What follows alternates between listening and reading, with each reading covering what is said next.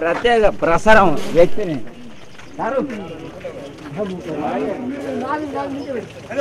జై తెలంగాణ జై తెలంగాణ సంజయ్ నాయకత్వం సంజయ్ నాయకత్వం సంజయ్ నగర్ నాయకత్వం సంజయ్ నగర్ నాయకత్వం సంజయ్ నగర్ నాయకత్వం జై తెలంగాణ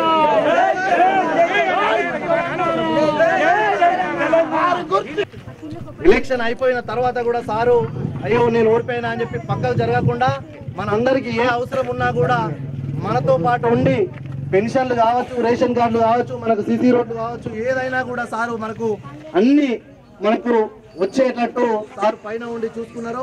కవితక్క గారి సహకారంతో, ముఖ్యమంత్రి గారి సహకారంతో జగిత్యాలను చాలా గొప్పగా అభివృద్ధి చేస్తున్నారు. అందరికీ తెలియజేస్తున్నాను. కాబట్టి మీరందరూ దయచేసి ఎలక్షన్ లా ఎన్నో ప్రలోభాలకు గురి చేసే అవకాశం ఉన్నది. తన మాజీ సర్పంచ్ ఉండే అనంతరం దొరికిపోయాడు. కుమ్మర్రాములు చచ్చిపోతే ఇంత పిల్లలు ఇవాళ 5 లక్షల రూపాయలు ఈయన రోడ్ అవతల మీరు చూస్తారు. సాకలని చనిపోయాడు, మొన్న సాకలని చనిపోయాడు, వచ్చేసాడు కదా సాకల రాజు. అవి కూడా పాపం చిన్న పిల్లగాళ్ళు చదువుకునేటోళ్ళు. ఇవాళ అంతకు ముందు ఒక రైతు చచ్చిపోతే, ఒక మనిషి చచ్చిపోతే 4 రూపాయలు రాకపో, ఇవాళ అటువంటిది 5 లక్షల రూపాయలు చదువుకుంటాం. కొద్ది గొప్ప పిల్లగాళ్ళు చదువుకొని పైకి వచ్చినా కానీ ఏదైనా మీ కష్టం కాయ కష్టం చేస్తే రైతులు భూమిని నమ్ముకొని బతికేస్తుంది. మరి అసలు భూమి పచ్చగా ఉండాలి, అట్లనే పంటలు మంచిగా వండాలని చెప్పి మన ముఖ్యమంత్రి ఎన్నో కళలు కానీ మీరు చూసిండ్రు. ప్రభుత్వం రాగానే ఆ పాత అప్పులన్నీ మాఫ్ చేసాడు, కరెంటు మంచిగా ఇచ్చడం మొదలుపెట్టాడు, మంచిగా నీళ్ళు ఇస్తున్నాడు, పెట్టుబడి ఇస్తున్నాడు. మరి ఇవన్నీ కాకుండా మళ్ళీ ఏదైనా కొద్దిగా గొప్ప ఈ అడుగులు అప్పులైనా మాఫ్ చేస్తానని చెప్పి మళ్ళీ 1 లక్ష రూపాయలు మాఫ్ చేస్తానని ఇది భూమిగా ఇంతకుముందు చెప్పినట్టు మీరు కట్టం చేసి చదివితే పిల్లగాళ్ళు కొద్దిమంది చదువుకొని నౌకర్లు రాకుండా వాళ్ళు ఉన్నారు బాగా మంది. మరి వాళ్ళకు కూడా మనం చేయాలి, ఇంకేమైనా మంచిగా చదువుకోవాలంటే చేయాలని చెప్పి ప్రతి నెల 3,000 రూపాయలు వాళ్ళకు కూడా ఇచ్చడానికి మన ప్రభుత్వం ఒప్పుకొని చెప్పి తెలియజేస్తుంది. మరి పెద్ద మనుషులు అవ్వాల్సిన అంతకుముందు 200 రూపాయలు అచ్చుడు కట్ట ఉంటుండే, ఇప్పుడు వచ్చేదట్లా సగం మందికి రాకపోయాడు. అసలు 1000 రూపాయలు చేసిండ్రు. మళ్ళీ ఎవ్వరు అడగకముందే ఇటు బీడీ కార్మికులకు కానీ, వికలాంగులకు కానీ, పెద్దోళ్ళకి కానీ అందరికి కూడా డబల్ చేసిండు. అంటే 2016 వచ్చే ప్రభుత్వం వచ్చాక సత్యం చేస్తారు. అంటే ఎందుకు 2016 చేసి ఇప్పటికే అవ్వాలంటారు. నా పెద్ద కొడుకులకి నన్ను చాస్తుండదు, కానీ గౌరవంగా బతకాలి. అవసరం పడితే మనవరాలు వస్తే ఒక డ్రెస్ కొనిచ్చేటట్టు కూడా ఉండాలి. ఇప్పటికే బజ్జీలో బిస్కెట్లో కొనిస్తున్నారు మనవరాలకు, బట్టలు కూడా కొనిచ్చేటట్టు ఉండాలని చెప్పి 2016 చేస్తారు మన ముఖ్యమంత్రిగా. మరి ఈ పెరకపల్లి గ్రామంలో కొన్ని సమస్యలు ఉన్నాయని చెప్పి మన గ్రామస్తులు కొంతమంది చెప్పారు, అక్కడ మన నాయకులు కూడా చెప్పారు. పోచమ్మ గుడి నుండి పొరల రోడ్ వరకు ఇంకోటి సిమెంట్ రోడ్డు మిగిలిందన్నారు. ఇప్పటికే బాగా రోడ్లు అయిపోయినాయి మన ఊర్లే. తిప్పరపట్ల అయినా సిమెంట్ రోడ్లు ఎక్కడ కాలే. అంటే మన ప్రభుత్వం వచ్చినాక మన నాయకులు ఎక్కడుంటే అక్కడ అడిగిన అక్కడ తప్పకుండా పెట్టినాం, చేసినాం. ఇంకా ఎన్నో ఊర్లలో ఇచ్చినా కూడా చేసుకోలే, ఇక్కడ మంచిగా చేసారు. అట్లే ఇక్కడ కూడా ఒకసారి మినరల్ వాటర్ అటువంటి నీళ్లు అంటే ప్రతి ఒక్కళ్ళు కూడా మంచినీళ్ళు తాగాలనే ఒక భావన. మరి అందుకే మన ముఖ్యమంత్రి మొత్తం 4 కోట్ల మంది ఏవైతే ముఖ్యమంత్రి మనవాడు నీళ్ళు తాగుతాడో, కొడుకు నీళ్ళు తాగుతాడో, వారిని తాగుతాడో గవ్వే మన గంగ నీళ్ళు మంచిగా సాఫ్ చేసి ఇంటింటికి పంపే కార్యక్రమం నడుస్తుంది. నల్లాలు కూడా నడుస్తున్నాయి. మనంతా గొప్ప కార్యక్రమం. మనం వాటర్ ప్లాంట్ పెట్టుకోవచ్చు, పెద్ద ముచ్చటగా 2 లక్షలు అయితే అవుతుంది. ఎంత తీసుకుంటాం, డబ్బా తీసుకుంటాం. కానీ మంచినీళ్ళు అంట కూడా ఉండాలి, బట్టలు ఉతుకుంటుంది కూడా మంచినీళ్ళే ఉండాలి, స్నానం చేసే లేకపోతే లేని రోగాలు రావు. కాబట్టి మనిషికి 100 లీటర్ల చొప్పున, ఎందుకంటే పక్కనే గోదావరి ఉన్నది, దాన్ని చేసి పంపిస్తుంది. ఇంత పెద్ద కార్యక్రమం. ఇకపోతే మనలు శ్మశాన వాటిక చుట్టూ ప్రహరీ కూడా ఉన్నది, నేను చూసిన అక్కడ ఉండే. తప్పకుండా అది మనం శాంక్షన్ చేసుకుందాం. స్కూల్ది కూడా ఉన్నది. మేదర్ రవి ఇంటి నుండి శ్మశాన వాటికకు లైట్లేదని కూడా చెప్పారు, అవి కూడా చేసుకోవచ్చు మనం.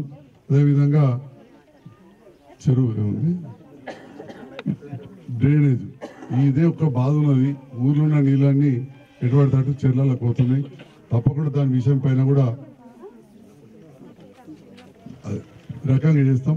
తప్పకుండా ఒక్కటి మాత్రం చెప్తున్నా, ఈ ప్రభుత్వం వచ్చినాక చెప్పిన వాటికంటే చెప్పని ఎక్కువ చేసింది.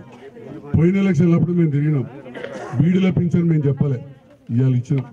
కళ్యాణ లక్ష్మి చెప్పలే, ఆడపిల్లకు లగ్గమైతే 1,00,000 రూపాయలు, అవి ఇవాళ వస్తున్నాయి. చిన్నపిల్లవాడు ఉంటే 12,000, ఆడపిల్ల ఉంటే 13,000 అని చెప్పలే, ఇవాళ వస్తున్నాయి. రైతు బంధు అంటే ఎకరాన 4,000 ఇస్తామని చెప్పి ఎన్నడూ చెప్పలే, చెప్పనే మనం చెప్తున్నాం. ఇప్పుడు 5,000 ఇస్తా. అట్లనే రైతు బీమా, కూలీలకు కూడా ఎవరైనా ఇట్లా చనిపోతే ఇన్సూరెన్స్ చేస్తామని చెప్పడం జరిగింది. తప్పకుండా నేను అనుకుంటా ఈసారి మేనిఫెస్టోలో ఆ విషయం కూడా మన ముఖ్యమంత్రి గారు ప్రస్తావిస్తారు. అంటే ఈ కాంగ్రెస్ ఏమో గోడల మీద రాతలు ఎక్కుంటున్నాయి, ఓ చెప్తున్నారు, రాసే రాత్రుగా జైత్యాలు అయితే గోడలని నిండిపోయాయి, ఊరూరు నింపేశారు. కానీ వాళ్ళు చేసినా ఏం లేవు. 30-40 ఏళ్ళకెళ్ళి వీళ్ళు ఉన్నారు, 70 ఏళ్ళకెళ్ళి కాంగ్రెస్. ఇక మనకు నీళ్ళ కోసం ఎదురు చూస్తాం ఎవరైనా కానీ. కాళేశ్వరం ప్రాజెక్టు అద్దరి టొంతోటి పొత్తు కలిసింది. మనకు కరెంటే లేక తిప్పలు పడ్డం తెలంగాణ వచ్చినాక. అంటే సీలేరు ప్రాజెక్టు కరెంట్ వచ్చేది ఆంధ్రాలో కలిపింది, కలుపుకున్నారు. గాళ్ళతోటి ఇలా పొత్తు కలిసి కూటమి పెట్టినోడు, కూటమి. ఆ కూటమి పెట్టి మనం దెబ్బతీయడానికి చూస్తున్నారు. మీరందరూ కూడా దానికి ఎక్కడ కూడా లొంగద్దు. వాస్తవానికి ఇప్పటికే అందులో నాయకులకు కింది స్థాయి తెలిసిపోయింది. అందుకే మన లక్ష్మక్క సొంటోళ్ళు అందరూ కూడా తెలుగుదేశం పార్టీకి కూటమిగా మేము ఇవ్వడం అని చెప్పి వచ్చి మన దిక్కే చేయలేదు. మరి ఇటు మా తమ్ముడు మొదటి నుంచి చదువుకున్నప్పటికెళ్ళి కూడా ఈ తమ్ముళ్ళు జై తెలంగాణ అనుకుంటే తిరుగుతున్నారు. ఇట్లాంటి వాళ్ళు ఎందరో కష్టపడి ప్రతి వాళ్ళం కూడా కేసీఆర్ గారి నాయకత్వం ఉద్యమం చేసి తెలంగాణ వచ్చింది. మరి వచ్చి 4.5 ఏళ్ళు అవుతుంది. ఒక సంటి పిల్లాన్ని చదివినట్టు ఇవాళ కేసీఆర్ గారు తెలంగాణను మంచిగా తీసుకొస్తుంటే ఇప్పుడు మళ్ళా నడివిలా ఏమో చెప్తామని చెప్పి కూటమి పెట్టి 4 పార్టీలు పెట్టి అడ్డం పడే ప్రయత్నం చేస్తున్నారు. మరి ఇక్కడ ఎంతో మంది యువకులు ఉన్నారు, అవ్వాలు ఉన్నారు. అందరూ కూడా ఇవాళ ఒక్కసారి మన మీద నమ్మకంతో ఓటేసి గెలిపియండి. ఓడిపోయినా కానీ మేము బాధపడలే. జగిత్యాలకు ఎన్ని నిధులు తీసుకురావని అన్ని తీసుకొచ్చినాం నియోజకవర్గాన్ని. అట్లనే ఒక్కసారి గెలిపియండి. తప్పకుండా జగిత్యాల పట్టణాన్ని, ఎందుకంటే జగిత్యాల జిల్లా అయింది. జగిత్యాల జిల్లా అయితే ఒక జగిత్యాల కాదు, చుట్టుపక్కల ఉన్న అన్ని ఊర్లు అభివృద్ధి అవుతాయి. ఇక్కడ వాళ్ళు వ్యాపారం చేసుకోవచ్చు, ఊరు పెరుగుతుంది. ఇప్పటికే జగిత్యాల చూడండి, నడిచేందుకు జాగా లేకుండా అయిపోయింది. బండి పోతే బండి తగులుతుంది, ఆటో పోతే, అంటే అంత డెవలప్ అవుతుంది. అంటే మన వ్యాపారాలు పెరుగుతాయి, మన కూరగాయలు అమ్ముకోవచ్చు, పిల్లగాళ్ళు వ్యాపారాలు చేసుకోవచ్చు, చదువుకోవడానికి సంస్థలు వస్తాయి. ఇప్పటికే కొత్త దవాఖాన కూడా మనం పనులు మొదలు పెట్టుకున్నాం. ఇప్పుడు పాత బస్ స్టాండ్ ఎంత పెద్ద దవాఖాన ఉందో మళ్ళంత పెద్ద దవాఖాన కూడా మనం పనులు మొదలు పెట్టుకున్నాం. తప్పకుండా మన ముఖ్యమంత్రి గారు ఇంకా వచ్చినప్పుడు వచ్చే 5 ఏళ్లలో జగిత్యాలను ఉద్యమంలో చెప్పారు, జిల్లా చేసింది. జిల్లా చేసి అలా కలెక్టర్, ఎస్పీ, ప్రతిదీ ఒక ఆఫీస్ కాదు, మైనార్టీ వెల్ఫేర్, బీసీ వెల్ఫేర్ అన్ని ఇక్కడికి వచ్చినాయి. అట్లనే రేపు తప్పకుండా వచ్చిన తర్వాత మనకు కూడా ఇంకా చాలా హామీలు ఇస్తారు, అవన్నీ కూడా చేస్తారని చెప్పి తెలియజేస్తూ నన్ను ఆహ్వానించేందుకు ప్రత్యేకంగా ధన్యవాదాలు.